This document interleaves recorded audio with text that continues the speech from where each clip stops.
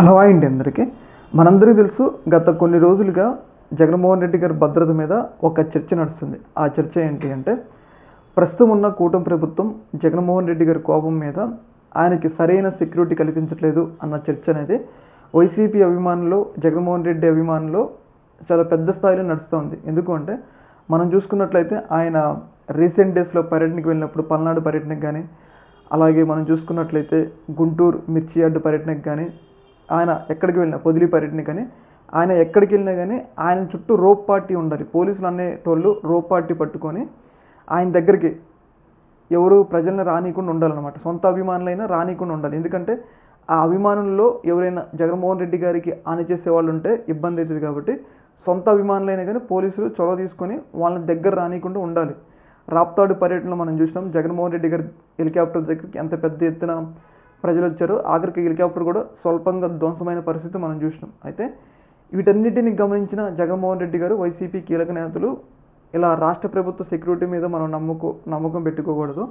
ఇలా నమ్మకం పెట్టుకుంటే వీళ్ళు జగన్మోహన్ రెడ్డి గారిని ఏదో ఒకటి చేస్తారు. అంటే సెక్యూరిటీ కల్పించకుండా ఏదో ఒక ఇబ్బంది తలెత్తుతుంది, ఒక ప్రాణాలకు కూడా ప్రమాదం ఏర్పడే పరిస్థితులు వస్తాయి. కాబట్టి వైసీపీ నేతలు జగన్మోహన్ రెడ్డి గారు ఒక కీలక నిర్ణయం తీసుకున్నారు. ఆ నిర్ణయం ఏంటి అంటే, కేంద్ర ప్రభుత్వానికి లేఖ రాశారు. ఏమని లేఖ రాశారంటే, ఇక్కడ లోకల్గా ఉన్న ప్రభుత్వం సెక్యూరిటీ కల్పించడంలో నిర్లక్ష్యం వహిస్తుంది, మా మీద ఉన్న కక్షతో, కోపంతో కేంద్ర ప్రభుత్వ బలగాల చేత రక్షణ కల్పించాలి అని చెప్పేసి కేంద్ర ప్రభుత్వానికి, అమిత్ షా గారికి, కేంద్ర హోంశాఖ సెక్రటరీకి లేఖ రాశారు.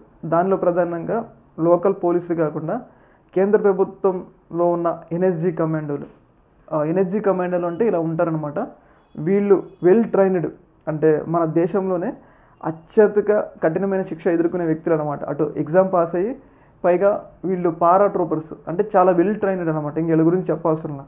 అయితే ఇలాంటి వ్యక్తులతో సెక్యూరిటీ కల్పించండి, ఇలా లోకల్గా ఉన్న ప్రభుత్వం ఆ సెక్యూరిటీని నిర్లక్ష్యం వహిస్తుందని చెప్పేసి జగన్మోహన్ రెడ్డి గారు కేంద్ర ప్రభుత్వానికి లేఖ రాశారనమాట. అయితే ఈ లేఖ మీద రీసెంట్గా కేంద్ర ప్రభుత్వం స్పందించింది. కేంద్ర ప్రభుత్వం స్పందించి వాళ్ళు కీలకమైన విషయాన్ని వెల్లడించారు.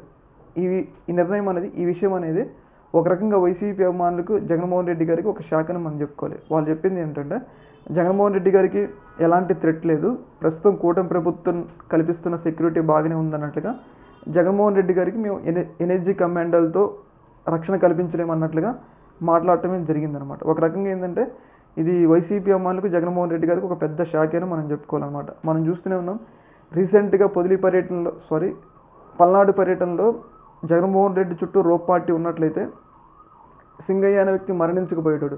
పైగా జగన్మోహన్ రెడ్డి గారు వెళ్తున్నప్పుడు ఆయన కారు మీదకి ఎంత పెద్ద ఎత్తున ప్రజలు ఎక్కుతున్నారో మనందరం చూసినాం. అయితే ఇవన్నీ చూసినా కానీ మరి కేంద్ర ప్రభుత్వం ఎందుకు జగన్మోహన్ రెడ్డి గారికి రక్షణ కల్పించలేదన్న ఒక అభిప్రాయం అయితే వ్యక్తమవుతుంది.